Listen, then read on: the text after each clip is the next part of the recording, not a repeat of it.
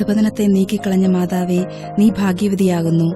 തന്റെ രാജ്യത്തിന് ഒരിക്കലും നാശം വരാത്ത രാജാതിരാജൻ വസിച്ച രഹസ്യങ്ങൾ നിറഞ്ഞ കൊട്ടാരമായ മാതാവേ, നീ ഭാഗ്യവതിയാകുന്നു.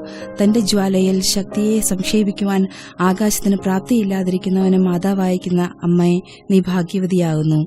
സർവസൃഷ്ടിയെയും തന്റെ ഉള്ളം കൈയിൽ വഹിച്ചിരിക്കുന്നവനെ കൈകളിൽ എടുത്ത് താലോലിച്ച മാതാവേ, നീ ഭാഗ്യവതിയാകുന്നു.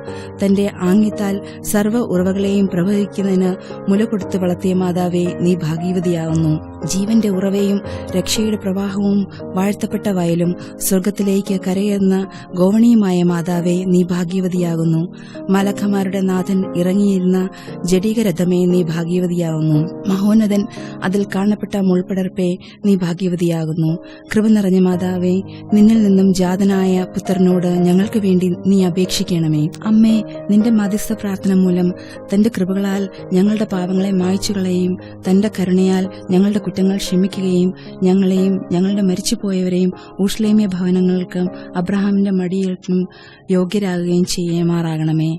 ഞങ്ങളുടെ ദൈവമായ മിശിഹാ തമ്പുരാനെ, നിന്നെ പെറ്റ അമ്മയുടെ പ്രാർത്ഥനകൾ മുഖാന്തരം കരുണയോടെ ഞങ്ങളെ നോക്കണമേ. ഞങ്ങളുടെ അപേക്ഷകൾ കൈക്കൊള്ളണമേ.